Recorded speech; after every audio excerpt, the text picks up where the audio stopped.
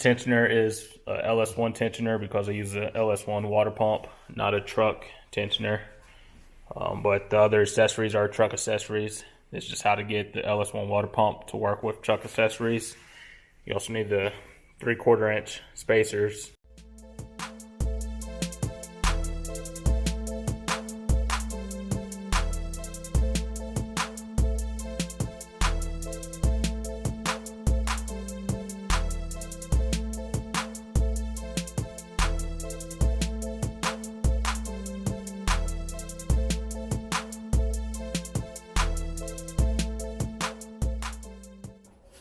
Alright, just a little preview halfway through, putting all the brackets and everything on.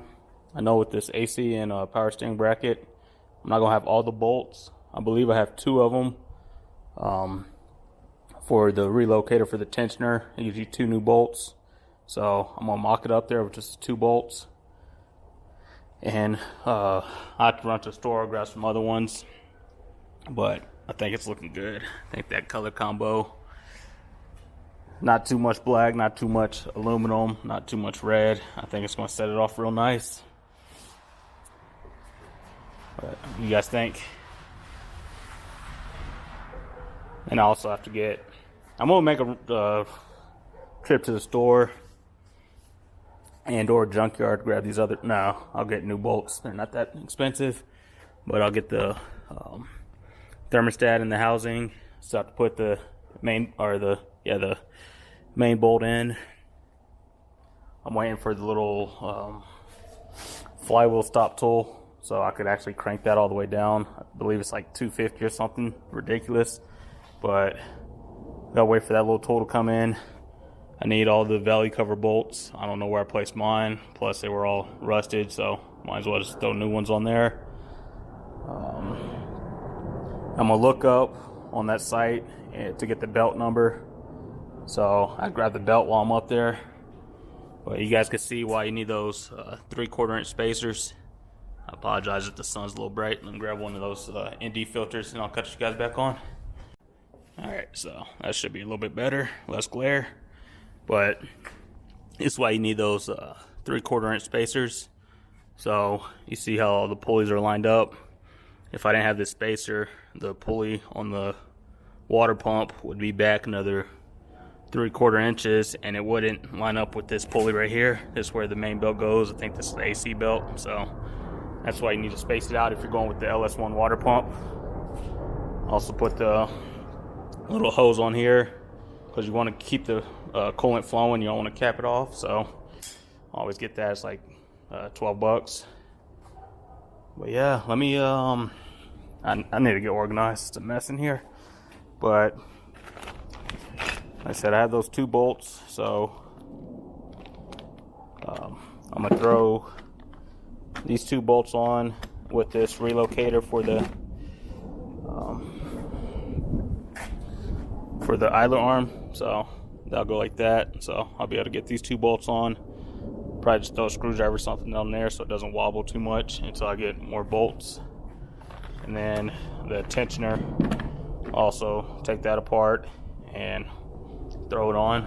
So I believe that'll sit right. Does it sit on the water pump? Yeah, so it'll sit off the water pump. I believe I went with the LS1 style tensioner instead of the truck style, because it'll line up with obviously the LS1 water pump versus the truck one would probably be out a little bit farther. But let me check.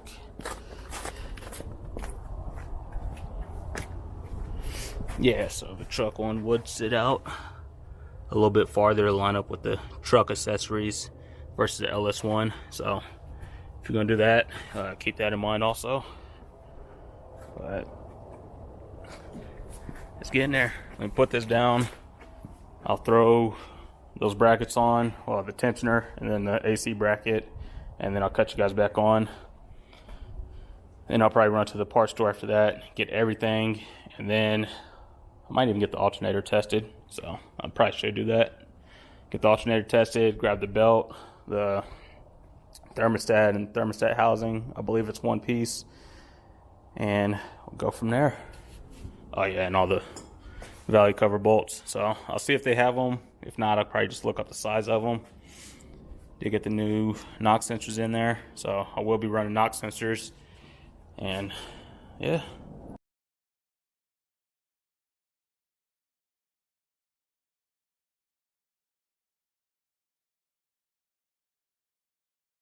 Alright, got everything, well, most of the stuff on. I gotta say, it looks good. It looks good. The color combination, everything. I like it. Whew. What do you guys think? Should I have gone like all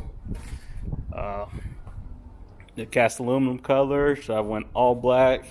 Should I put more red on it? Or you guys like the color combination as it is?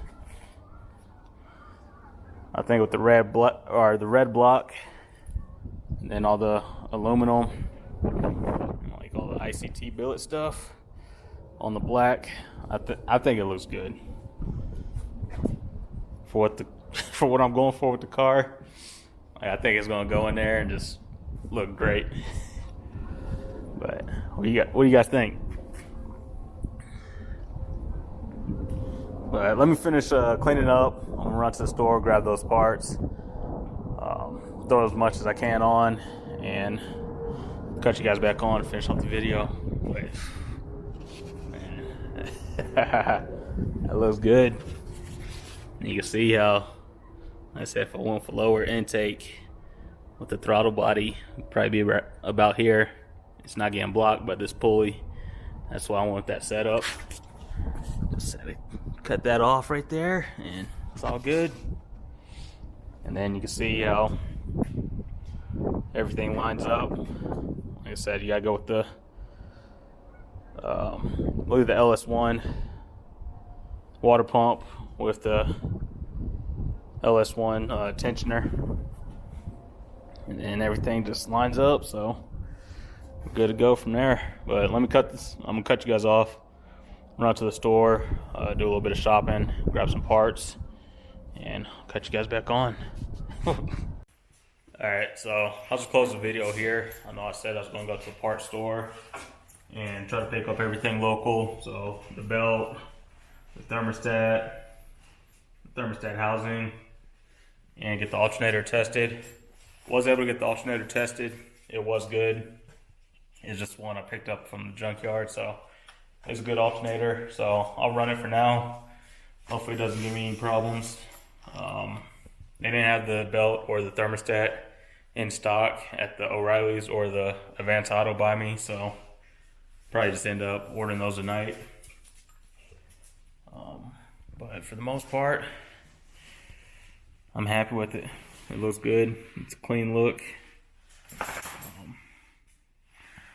The pulley for the balancer, and then the pulley for the power steering pump, those are both powder coated.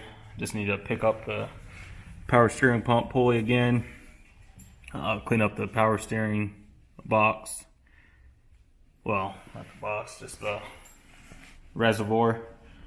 But for the most part, all the brackets, they're just painted black, along with the water pump, the valve covers, and the valley cover. Those are painted black.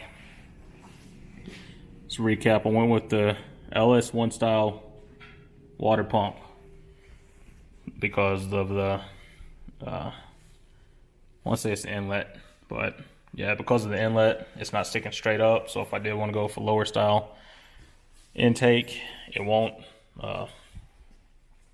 get in the way. Same thing with the